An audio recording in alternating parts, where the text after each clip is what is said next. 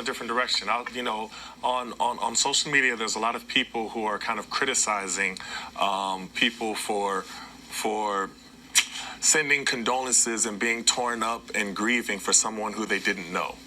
And, so I would say to them, keep that same energy when you lose a loved one.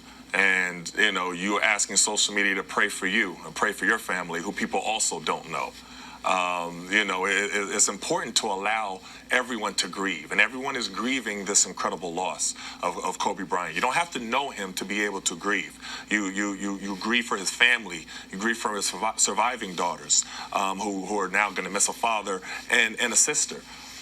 You grieve for the pain that they're going to feel, and that's what makes us human. So allow people to grieve, and this is definitely an incredible loss. People say that. I think that. The reality is, one, it's a silly statement because they don't know the impact that someone has on someone else they've never met. I meet people all around the country. Right. People stop me in other countries. Yesterday, I'm flying. I did ABC This Week yesterday. I'm in the airport. I'm at JFK, and I walked by. The sister goes, "Oh my God, Roland Martin." I was like, "How you doing?" She walked over, she shakes my hand. She said, I watched you when I was 16 years old when you were on CNN, and you have no idea how you changed my life. Mm-hmm. I just want to shake your hand. Mm-hmm. She had no idea she's ever going to meet me. So when people, and so that's just the reality. People impact us, who are musicians, who are actors, who are entertainers, who are politicians. There are people, when Rosa Parks' body was lying in state in the U.S. Capitol, mm-hmm. in the Rotunda, the lines, they had to actually stop. Those lines would have went on for an entire week. Most of the people never met her. Right.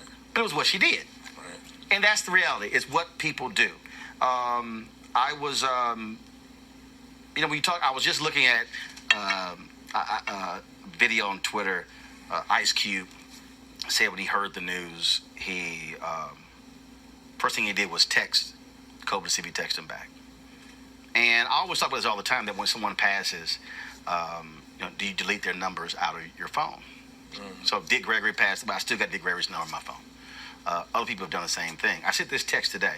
And it was just because I hadn't posted it, but I sent this text today to Kobe's number. And it was, and obviously, he passes away, cell phones with him.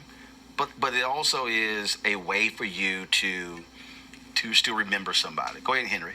And it was simple as this. Rest in peace, my brother. Real simple. And it doesn't matter if you only had one conversation or more, but you still appreciate who somebody is and what they have done in their life and how they've touched people. We've talked about how he was a tremendous family man, and I want to end the show with this compilation that we put together about Kobe and his family. We'll certainly be covering this story, talking to many others over the next week who knew him, who worked with him to get their thoughts. We'll be doing so. Folks have been hitting me up who we couldn't reach today, who'll be coming on. I certainly want to thank Elgin Baylor and James Worthy and John Sally, as well as Jamal and Mark Spears. We had Jamel Hill, but she had to go on assignment, so we'll try to get her tomorrow. I want to thank Etan and Kevin and Roy Johnson as well for sharing their thoughts and reflections on the great Kobe Bryant, passed away yesterday at the age of 41, along with his daughter Gigi and 7 others in a tragic helicopter crash there in Los Angeles. Folks are still trying to get details of what happened. NTSB, as well as the FBI and others, are still investigating. Hopefully we'll know exactly what took place. But we want to end this tribute to Kobe Bryant